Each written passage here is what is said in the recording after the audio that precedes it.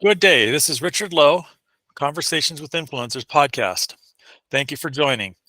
I am the owner of The Writing King, which means I'm a ghostwriter, a book coach, and I am a LinkedIn branding expert. And I'm here with my guest, Keya Murthy. I hope I pronounced that right, who started teaching physics and mathematics for 7 years. For 12 years after that, she's worked as a software engineer. She went through 4 years of very dark nights of the soul, where she engaged in self-discovery, which led to her personal transformation and empowered her to return to school and study about the human mind and how to maneuver through the madness we all struggle with in silence. For the past 18 years, she's been working as a healer, hypnotherapist, and spiritual life coach, and has worked with around 10,000 clients and helped them heal themselves and stepped into the lives they were born to lead. Welcome to the show. Thank you so much, Richard. Thank you. And the name is Keya, Keya, sorry. but you can call me Keya because a lot of people do Keya, Kaya, and it's all good. Understood. It's understood. My humble apologies. Accept it. So you started teaching physics and mathematics for 7 years. What made you stop doing that? The short and sweet answer is life, because I believe that life is a journey. You're not supposed to stay stuck. Jim Rohn said that if you don't like it, move. You're not a tree. I Yeah. was, yes. So I was a student of, I was studying my master's in computer science. And after that happened, then I got a full time, because when I was teaching, I was also a full time student. And I did that. So after I graduated, I couldn't keep up because I even moved out of town. I moved to another city. So I said, okay, let's go off this and I will just focus on being a software developer, analyst, project manager, architect, engineer, whatever they need. IT was big in those days. It's still big, but that Yeah, is an upcoming thing. definitely. Yeah, very interesting. I know about the journey of life. My journey has been very twisty turny, but I wish I'd learned to move when you're not happy much sooner than I did. I stayed in many places because I felt like I couldn't move elsewhere. A lot of gaslighting, if you know what that means. Yeah. A lot of people telling me I couldn't make it and so forth, and that I wasn't as good as I thought I was, blah, blah, blah.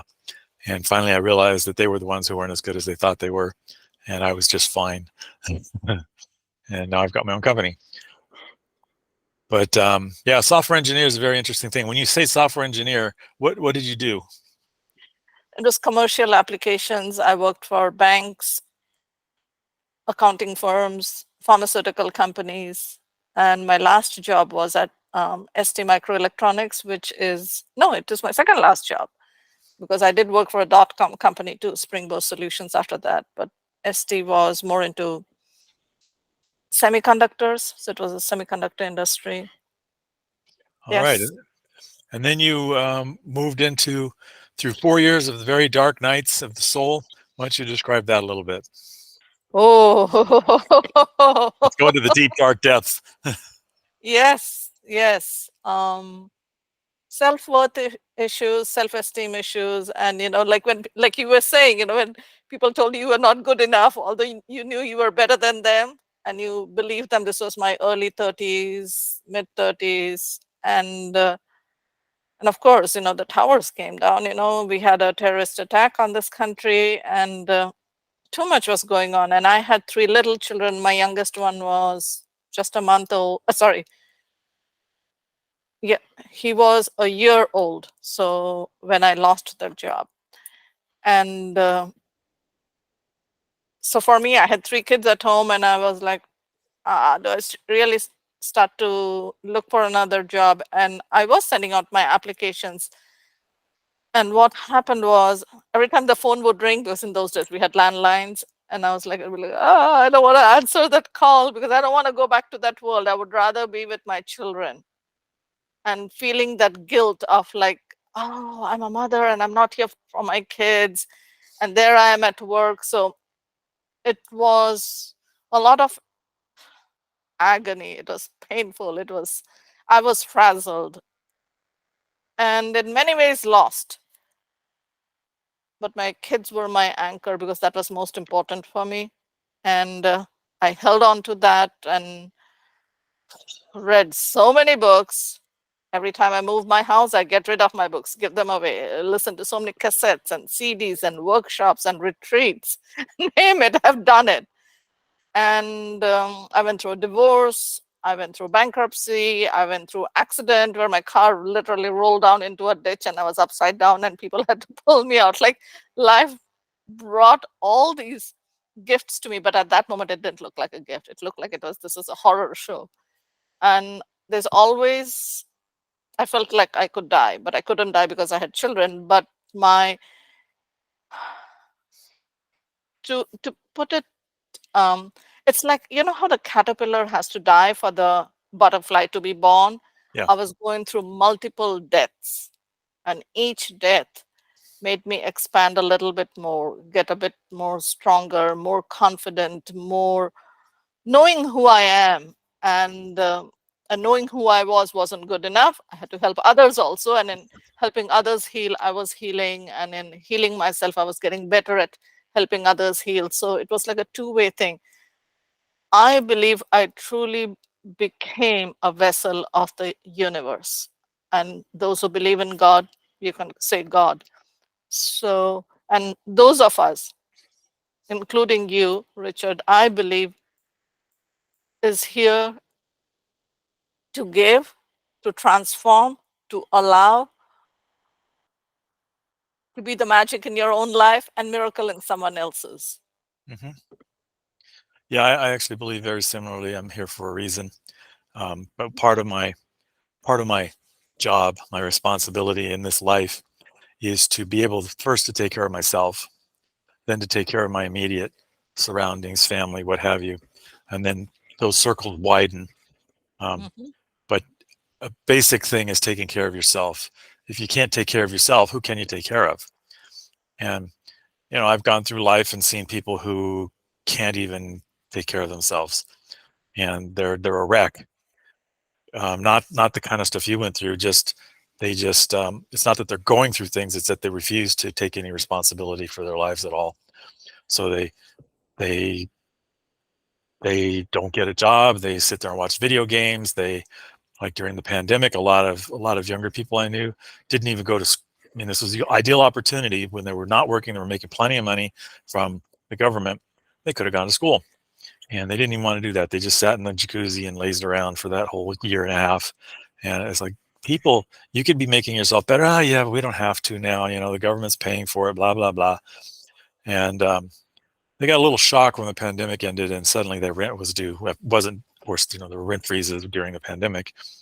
And that was shocking to them. Suddenly they had to pay rent again. And they didn't bother even to save up. They didn't realize, because they didn't read the law, that it wasn't forgiveness of the rent. It was just basically they didn't have to pay it for 12 months, but it built up. And they still had to pay the whole thing. So they had $12,000, $15,000 bills due, or $20,000, whatever. So it was a very tough, trying time for them because they weren't even taking care of themselves. Mhm. And that's kind of where it starts for me. I take pretty good care of myself. And I was married, and she didn't take care of herself. She had asthma and COPD and smoked and passed away from that and other things. And that was a defining moment in my life. I have a tattoo based on that. I'll show you. The phoenix, if you can see it. Mhm. Mhm. And the Yes, I phoenix do. is rebirth from ashes. Mhm. And that's when I was reborn, because I looked at her after having passed away and thought, you know what, she spent 12 and a half years sick because she refused to stop smoking. And I want to live, and I don't want to be in grief. So I picked up the camera, and I was working at Trader Joe's at the time as the director of computer operations. And on the weekdays and weeknights, rather, and weekends, I'd go out and photograph things. Started with national parks, and I was terribly caved in and terribly introverted. So I started national parks, and then I worked my way to Renaissance fairs, and then to wrestling matches, and then to belly dance shows. Photographed over 1,200 belly dance shows, 300 Renaissance fairs all over the country. It was flying everywhere and stuff, and broke that introverted, caved in being that was there, and now I can talk. Now I'm doing 2 podcasts a day. I'm going out and meeting people. I don't care. I'll talk to a gang member. I don't care. You know, um, it's actually easy to talk to gang members. You just ask them about their tattoos. I mean, hey, that tattoo's pretty cool, and they'll start talking, because it's a harmless subject, but they take it very seriously, and they're not going to kill you while they're talking about their tattoos. I used to live in downtown Hollywood, Gangland Central, pretty much, and it's a pretty rough area, and learned a lot about myself, and came out of that shell, and then realized I was working in a company that I hated, corporate, and decided to start my own company. Now I'm a ghostwriter. Go figure. And it sounds like you went through kind of a similar, although different, of course, path of discovery of your own. Tragedy caused you to rethink your life, and you came out of it better, like the caterpillar out of the cocoon. Because caterpillars and cocoons are ugly. And then they come out beautiful. And if you want to look, those are all butterflies. Wow. Yes. Transformation. Yeah. Love butterflies. Those are all Epic. from Africa and South America, and they're all put in plastic and stuff, and they're organically from butterfly farms, so they don't hurt the natural resources and things. And it's kind of fun. It keeps me, whenever I get really tense, I just turn around and look at the wall. Anyway, so am I on track there, or am I far off track? You are right on track. Yes, I'm an introvert too, so I know what it means coming out of your own shell. And people say, "Oh, I don't believe you're an introvert."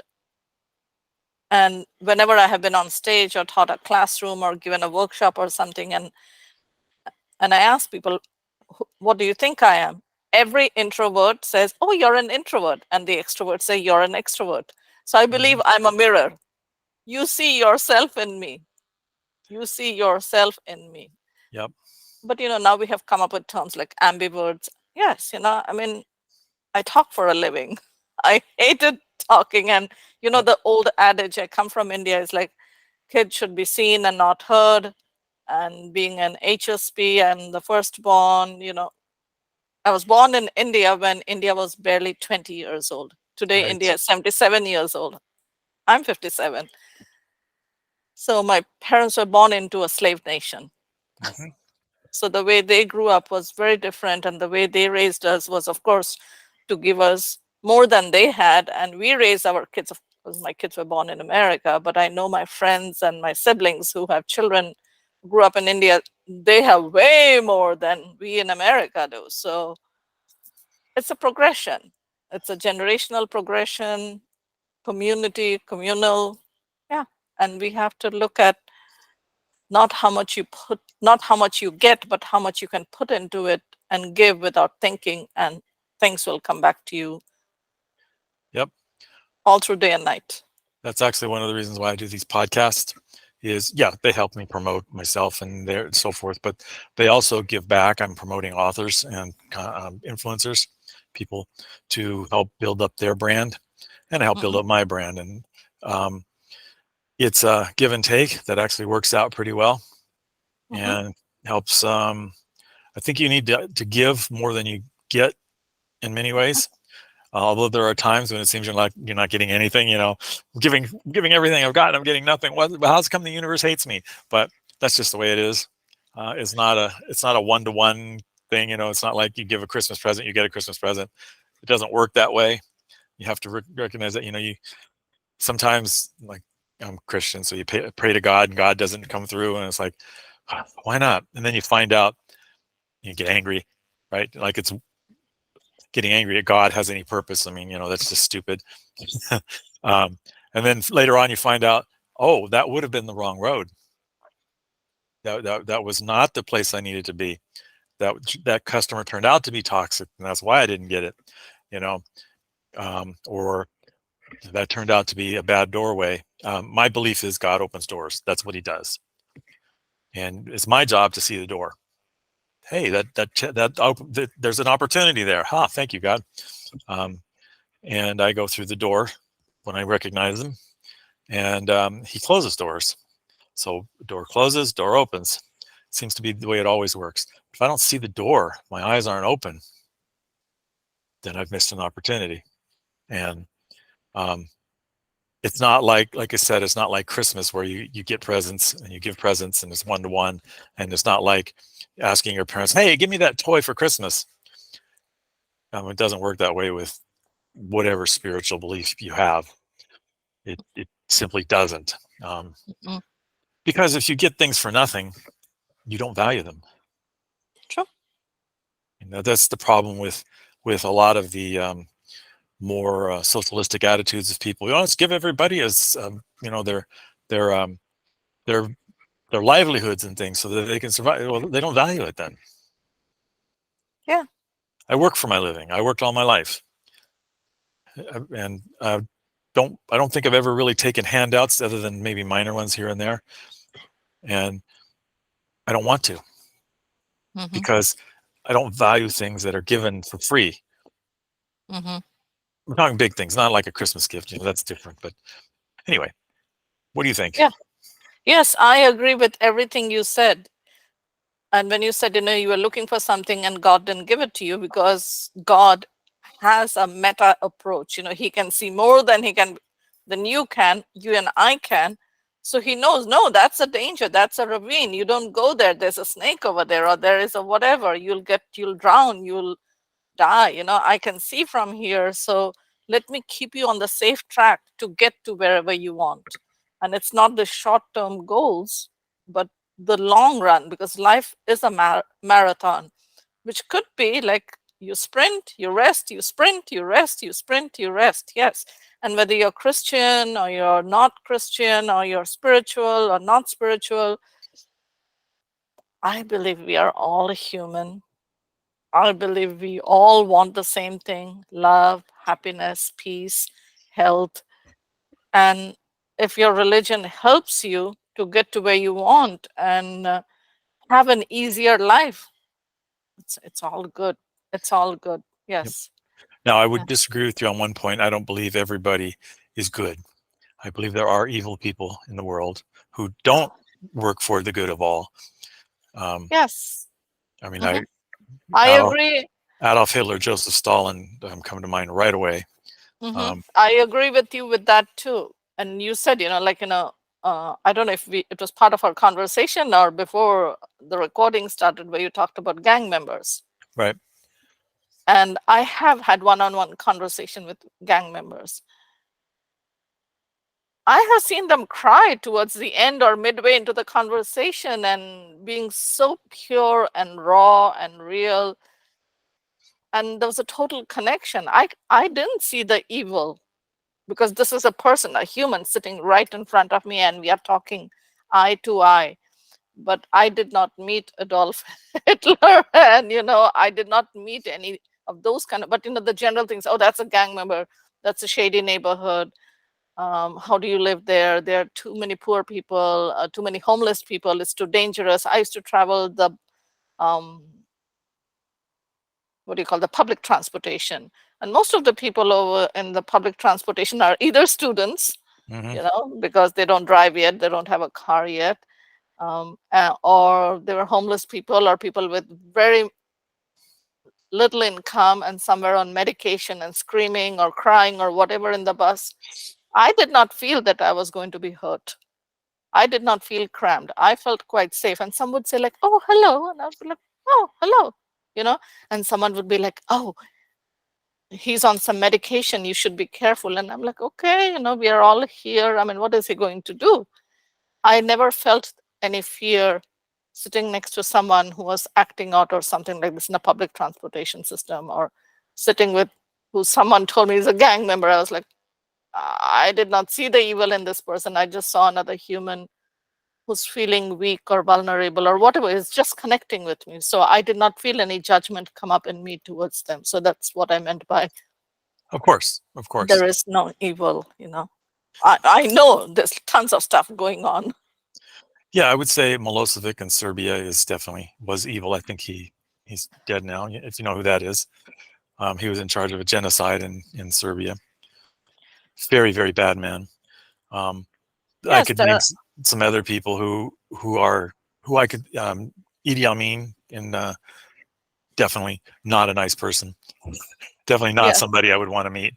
Uh, yes. I have not thought of these people, but yes, I agree with you because they did horrible things, and even not this year, not in 2023, because I made an intention, but in the past, 2022 or before that, I used to see, or 2016 or 18 or whatever, and I used to see world leaders come up and rise to power. And I'm fascinated by human beings. I'm fascinated by people. So I go and look back at like where they were when they were 20 or 30, and today they may be 60 or 70 or whatever. I'm like, this was a person with a lot of potential, a lot of promise, had all the right things in their mind from whatever I could read. And I'm like, and then what happened? What happened that today they are in this place and they are doing a lot of not nice things? mhm. But who am I to judge, right? But I see the effect of what they have done. That's where my physics comes in. I'll not judge you, but at least when I'm seeing your actions that are parlaying into something that is not benefiting a certain section of society or en masse, like what happened? So my reasoning, my justification is people in places of power live with a lot of fear. And corruption. Corruption. And that corruption is fueled by their fear. Could be. Could be. I can see that. Now, one thing that I've learned is I can't look at evil, people who are evil or good, from where I'm sitting. I have to look at it from high, because there are people, you can just say, oh, this politician is bad and evil and blah blah blah, because you read the website that says he's evil, the political website or whatever. And if you have to go to a higher level. Every president this country has ever had has done bad things and good things. They've all made mistakes. They've all had good accomplishments. There are some that were worse. Woodrow Wilson was probably the worst president the United States has ever had, and probably evil, based on what I've read about him. But even he accomplished some good.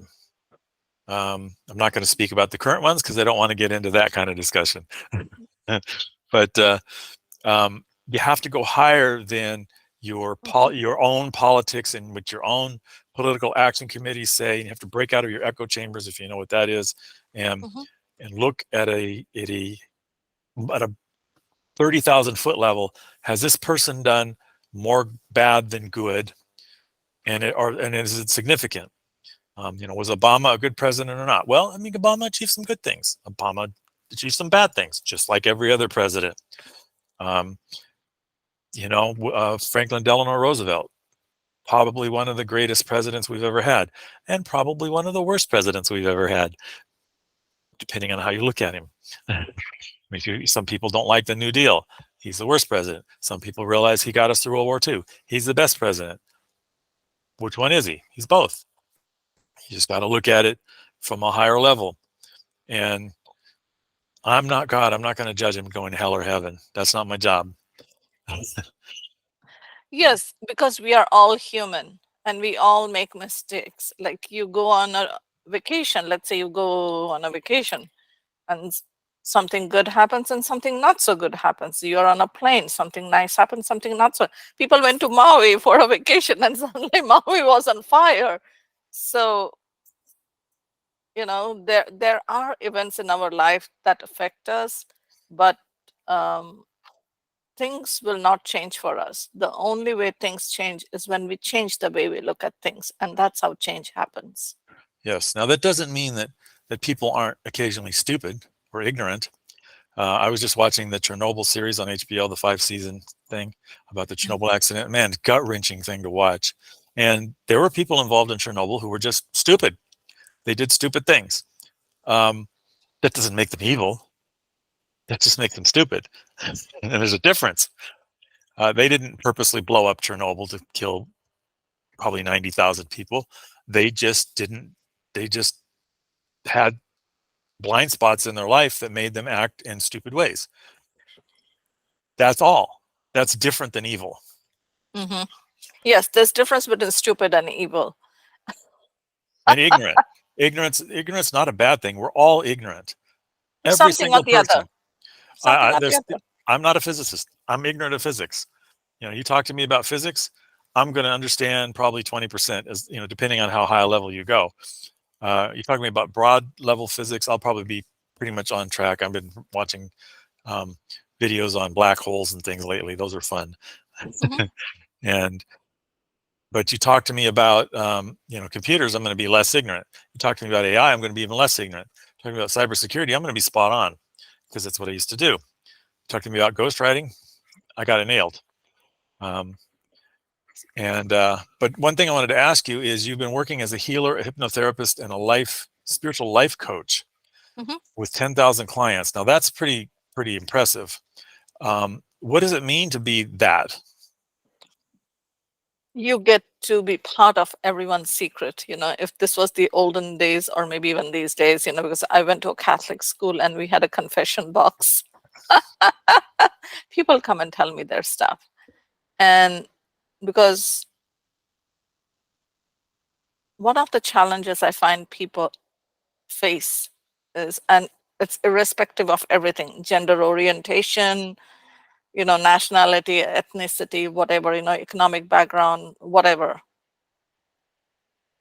People want to be seen, they want to be heard, they want to feel supported, they want to feel understood and not judged.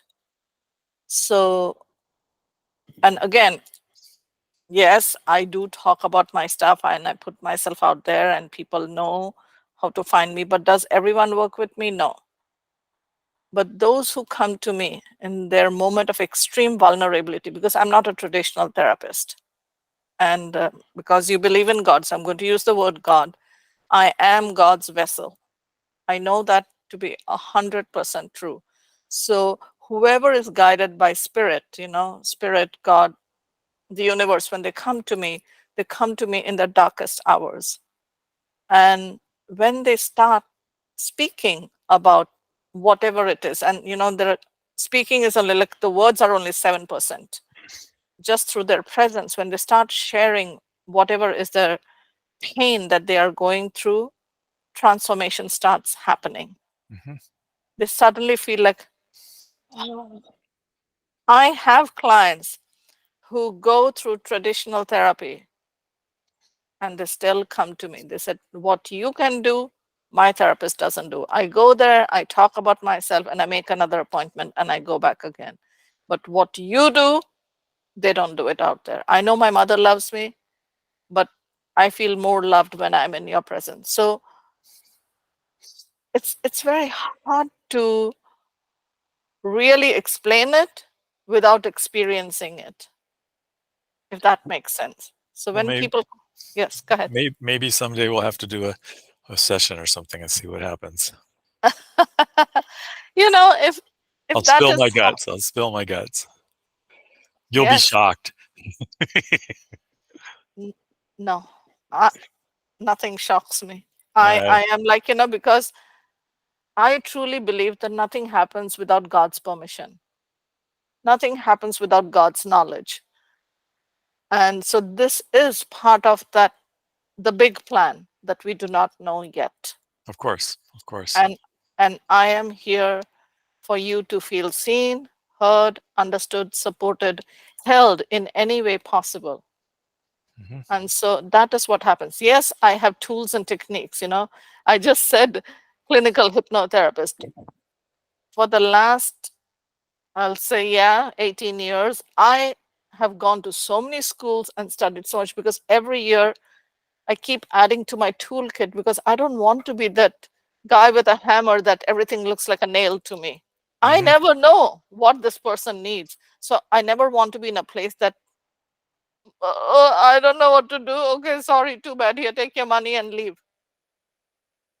I keep learning, and that is a very mental process. That's a very ego process, where you learn from people who know a little bit more than you, but also to trust that the right things will happen through you, so the person can receive whatever it is they need to go from where they are to where they want to go. And that's how it works.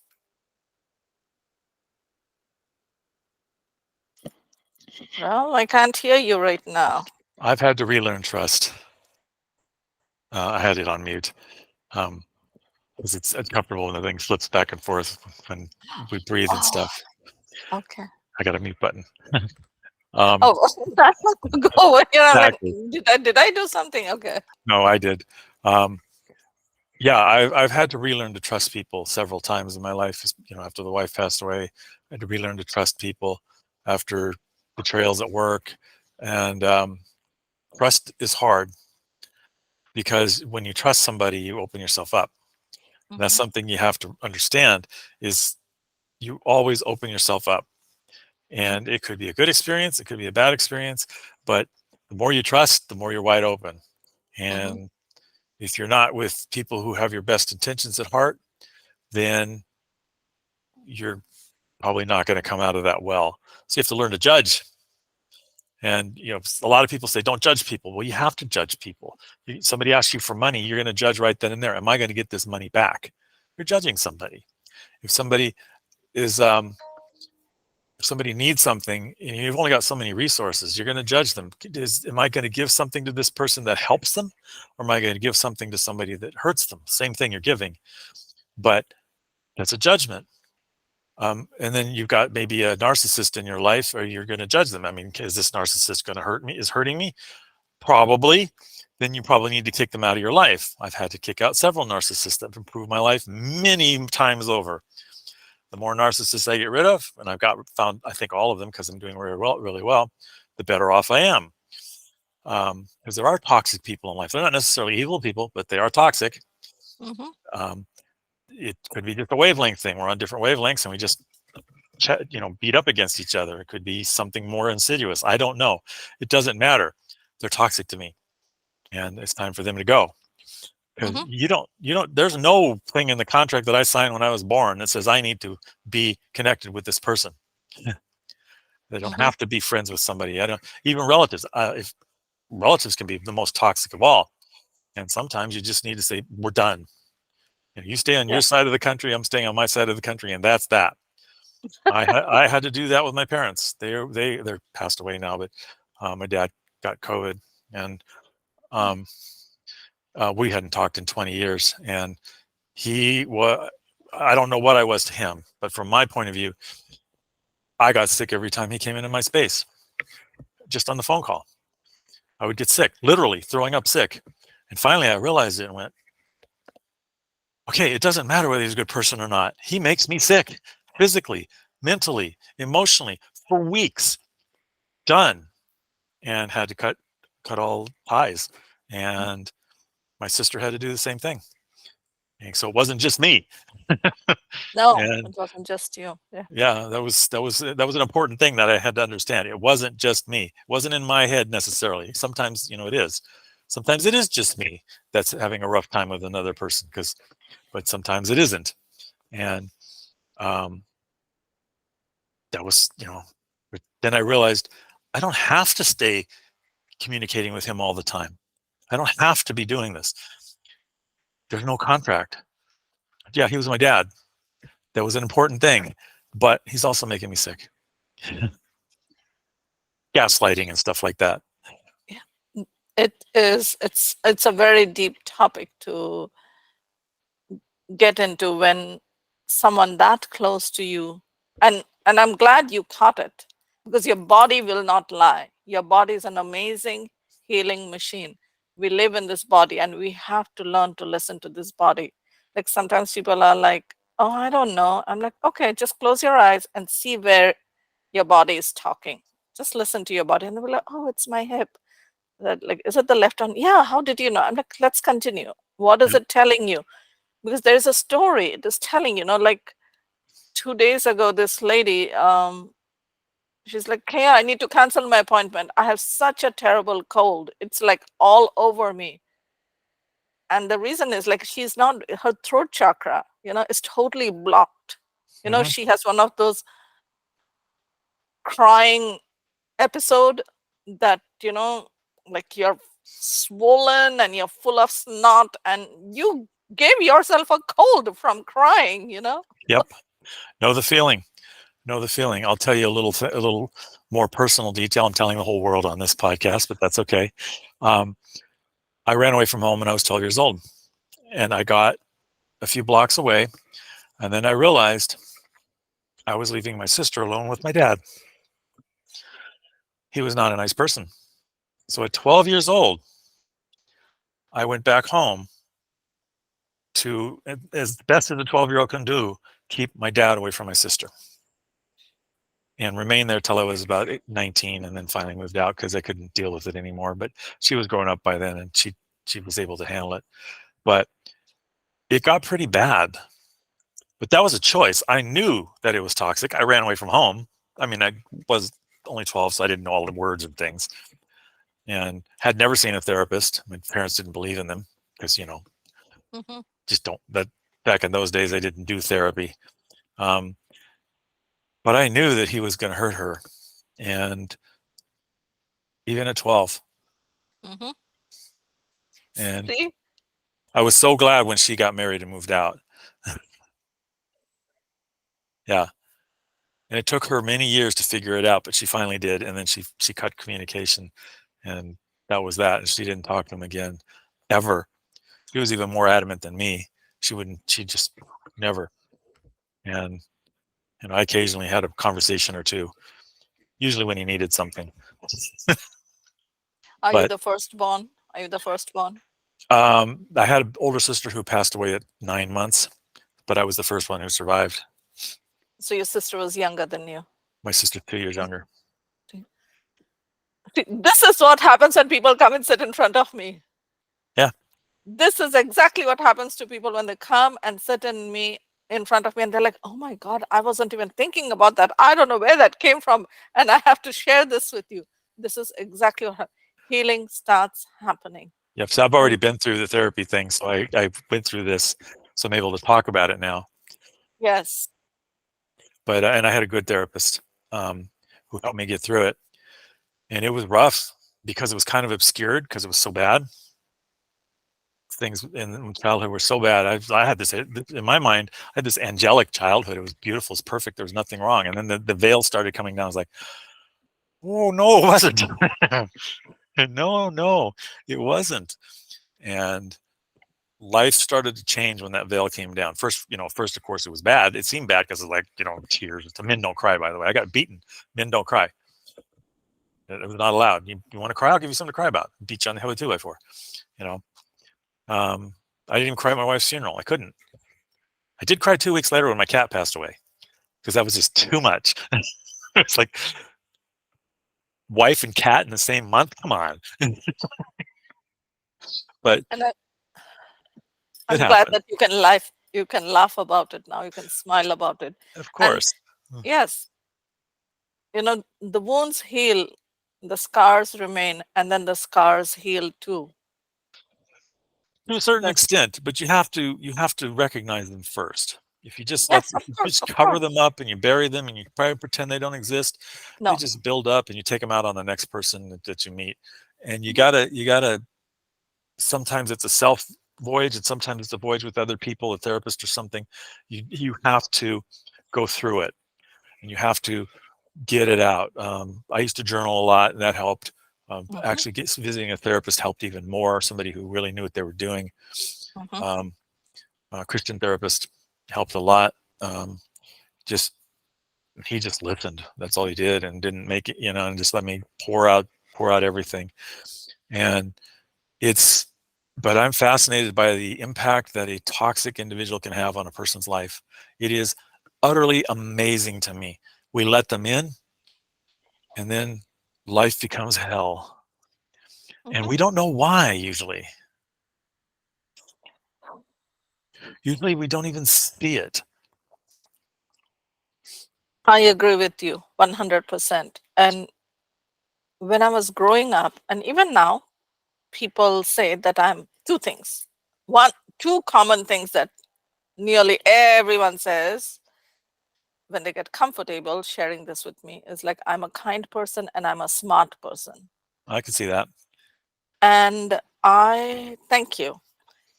And I don't take it lightly. I don't, anyone who comes to me, like when I started off my business, if you would call, I had three little kids at home. My youngest one was 5, and it was in my living room. Okay, I started off in my garage. Okay, and then it was in my living room. Ventura Healing Center, right? And my friends would be like, honey, you need to be careful. All these crazes are coming into your house. And I would be like, they are guided by spirit. Mm-hmm. That's why they are coming to me. And Mm-hmm. whoever is coming through those doors, spirit is also watching me and will not let any harm come upon me. I truly believe this. And none of my clients ever hurt me in any way. They left with a lot of love. So I'm a kind person and I'm a smart person, right? And my life is like falling apart, right? And it doesn't fall apart just once. It falls apart, like it falls apart a bit. You fix yourself, you think, oh, I'm good. Whoop, it falls apart again. And then you get better. Whoop, it falls apart again. And it goes on and on. Been there, done that. Too many times to count. I think I ran out of fingers and toes.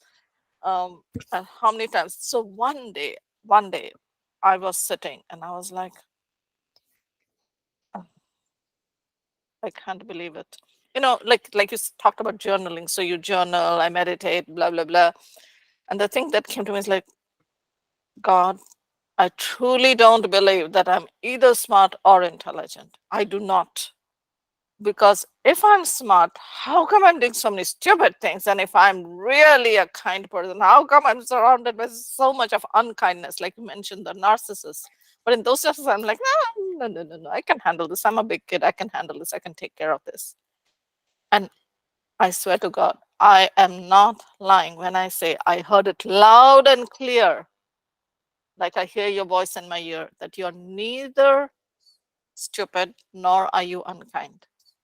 You are truly kind and smart. And I'm like, then why? Why? And don't tell me why not. Because that's a cliche, right? When someone says, why me? So why not you? That's the thing you hear people say, right?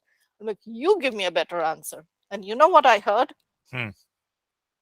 It's because people go through these stuff.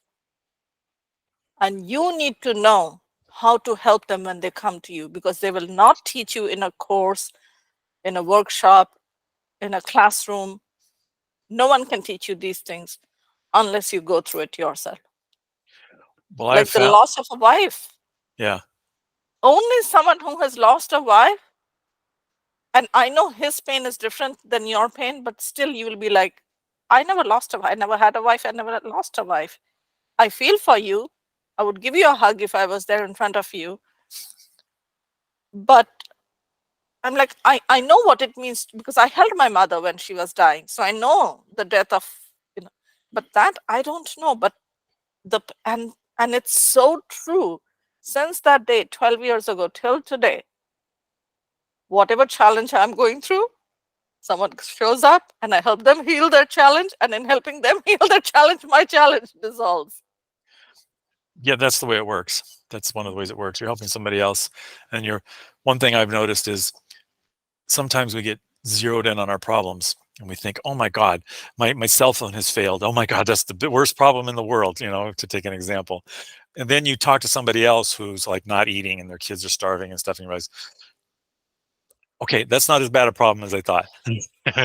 I can get a new cell phone, or I can live without it for a month, or whatever. It's not as bad as starving to death or watching your kids starve to death.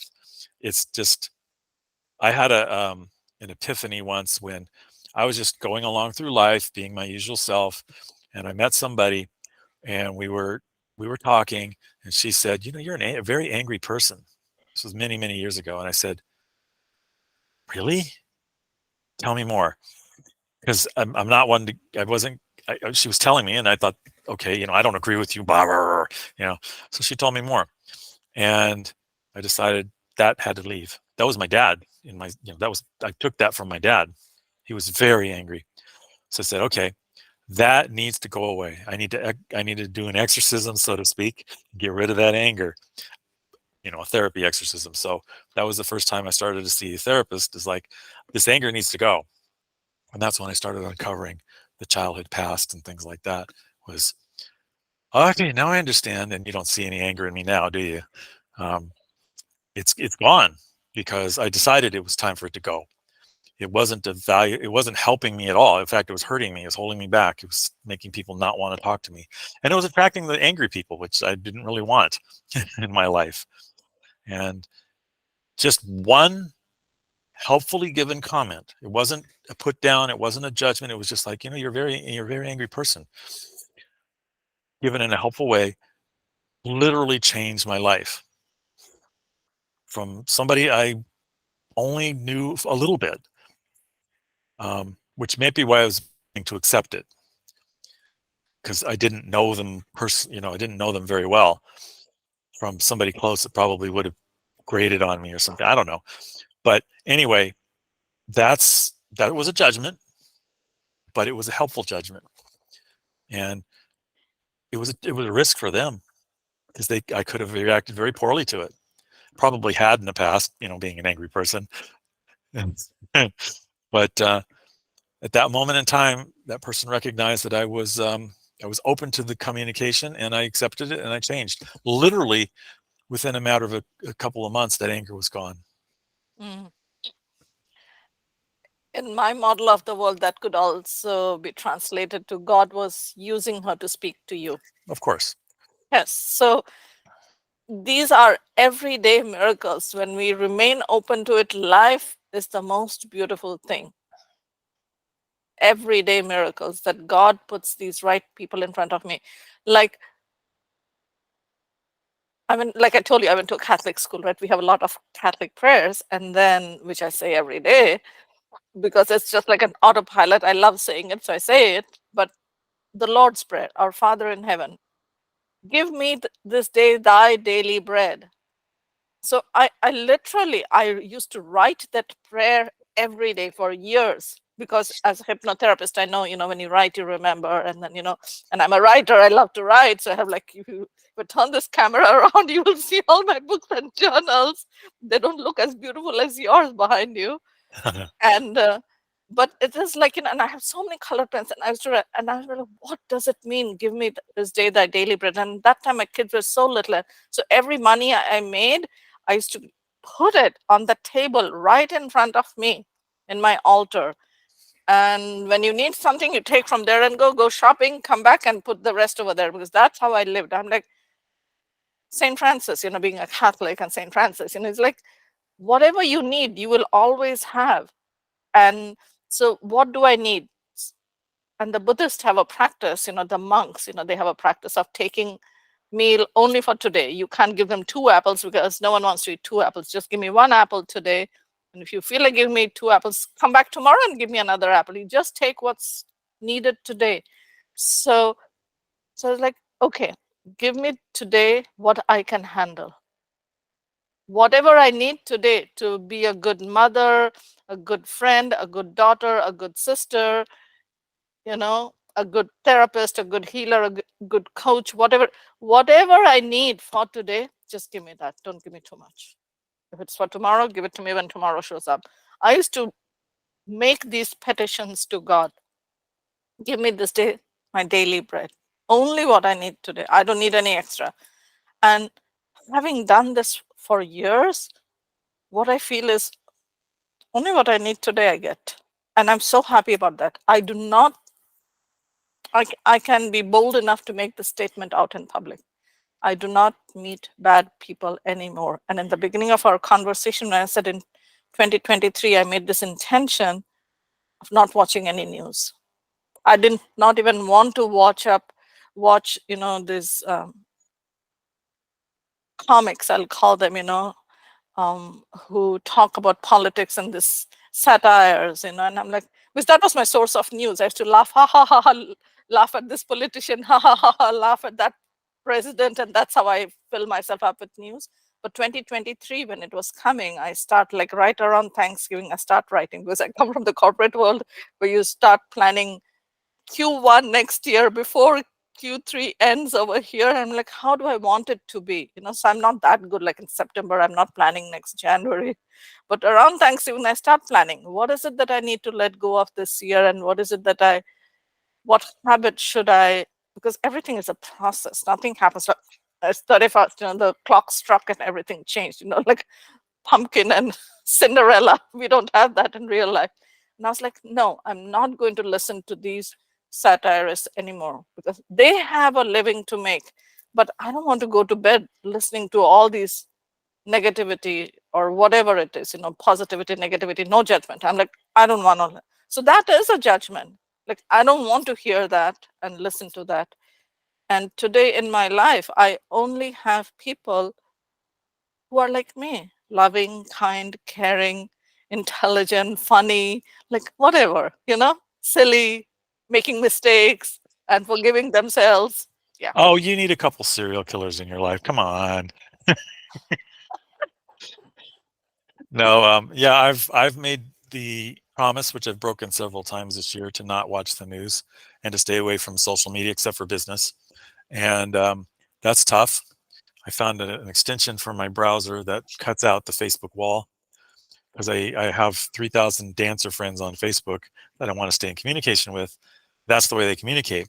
But I don't want all the junk from Facebook, especially not with an election coming up and the guy who's getting elected is going to jail. I mean, come on, I don't want to be in social media for that. It's going to be a firestorm, right or wrong. It's going to be like, and I don't even want to be near that conversation Yeah, because it's an energy drain.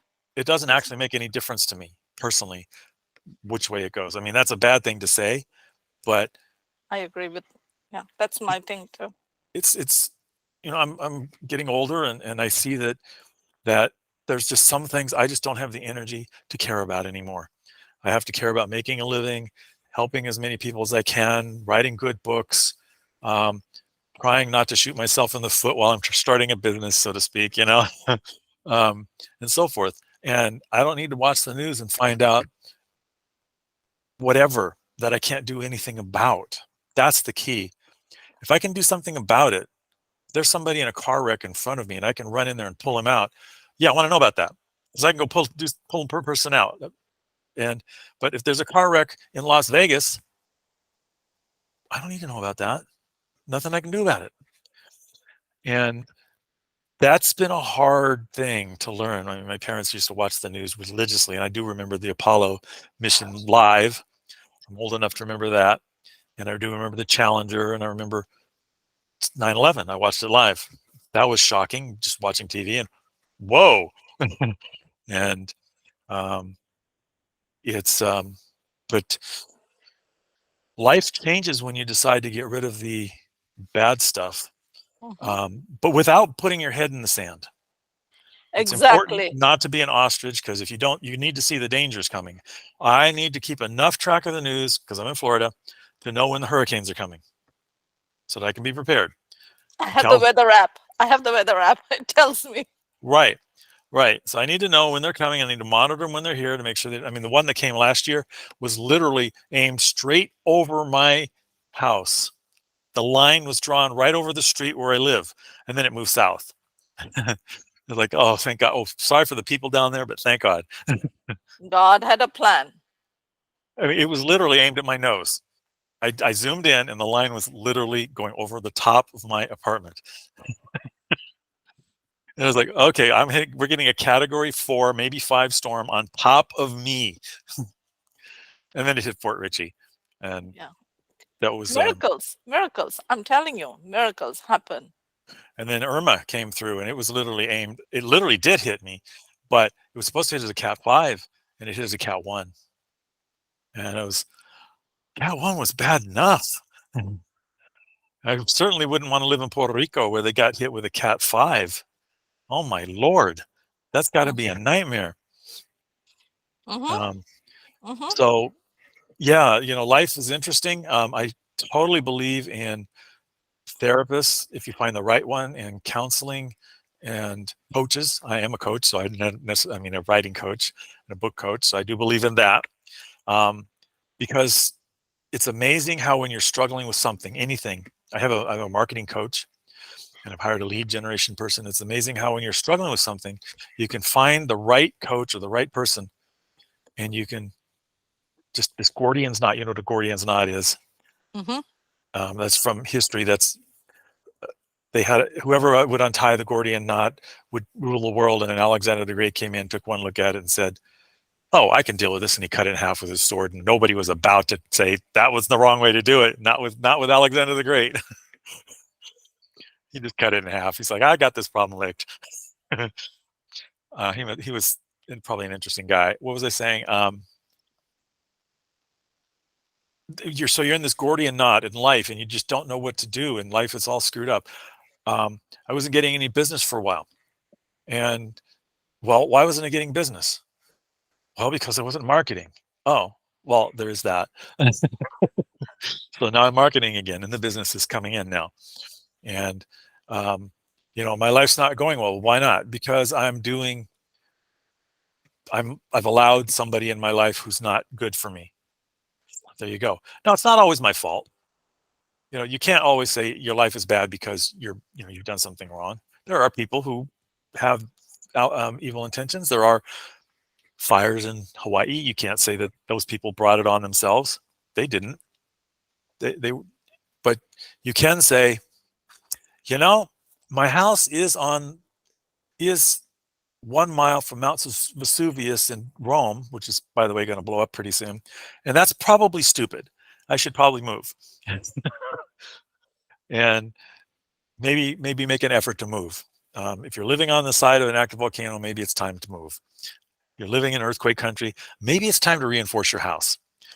If you're living in a hurricane place, maybe you should, like I am, be in a concrete building and know your emergency plans and have your bug out bag ready. Maybe you need to take preparation. And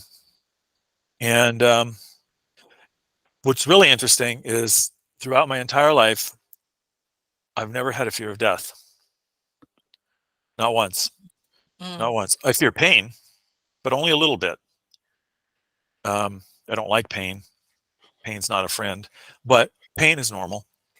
And I get teeth work done and root canals and things, and I of course take a painkiller the day of it, and then afterwards it hurts, but I'm not going to take no Vicodin. I don't need that. Now, if somebody was going to cut me open and do an operation, yeah, I'd be taking Vicodin, but but I don't need it for simple stuff.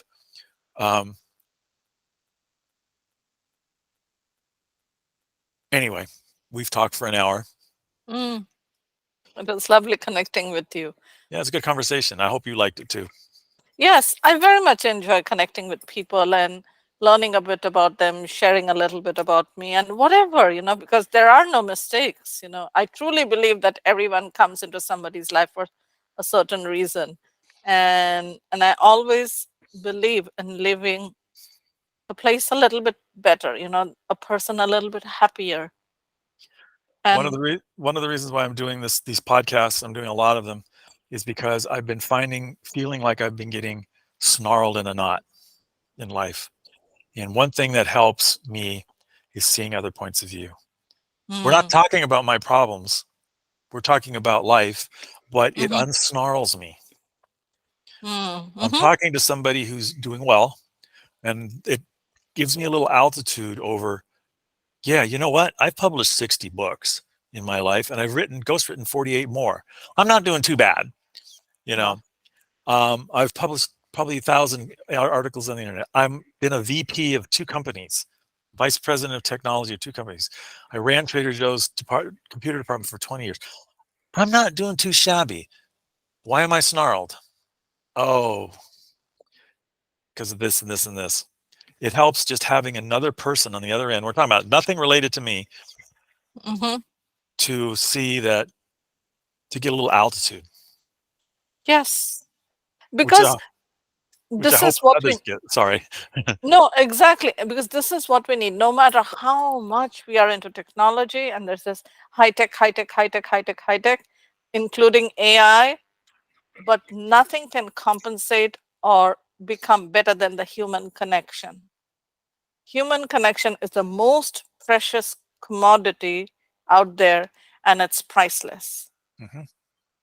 Right. Even though we're only talking an hour, and we almost probably won't talk again, and we might. It's still, and we're not doing therapy sessions and things. It's still helpful. Yes. It's another person, even though it's a Zoom, and it would be better in real life. But hey, I don't know where you live, but it's probably somewhere I'm not. Zoom. This isn't Zoom. This is Google Meet, but still, it's the same concept. It's just nice having the human connection. Yes, it's precious. It is precious. It's priceless, and everything in life is to be continued. We cannot say like, I'll never meet you again, or I'll meet you again. We never know when our paths will get aligned and we will share, I'll, my drink with your drink somewhere. I'll be walking in the supermarket and I'll go, do I know you? Yeah, there you go. And one of the things I wanted to just quickly touch point with, when you were talking about like when we feel that drained, it's because of the toxicity in our life, because of these energy vampires. That's another term that's floating around, that energy drain. And we don't even know, no matter how much you fill your cup, but if there is a hole over here, it's going to keep flowing out. So just to be mindful. Yes, I love you very much, but right now it's time to let you go. And Yep. to have the brave heart enough to be able to claim that space back for yourself, claim that time back for yourself. I call them psychic vampires. Yeah. It's a term that somebody Mhm. told me many, many years ago, and I think it really applies. You go in there feeling really happy, you talk to them, and you go out feeling drained, and they feel really happy. And it's a phenomenon Exactly. I've noticed many times. They're psychic vampires. Me too. Yep, I know. I know exactly. All right, my dear. All right, hang on for a minute after the words, Yes. but I'm Mhm. going to stop the recording. Again, this has been the Conversations with Influencers podcast with Richard Lowe. I've been interviewing Keya. Hey, yeah. Keya. I did it again. And she's got well, you've all heard about her history on this. I'm a ghostwriter, a book coach, a writing coach, and I do LinkedIn branding. So if you need some help, come to my website. It'll be in the description. And if you need some therapy or something, go see her. Thank you for watching.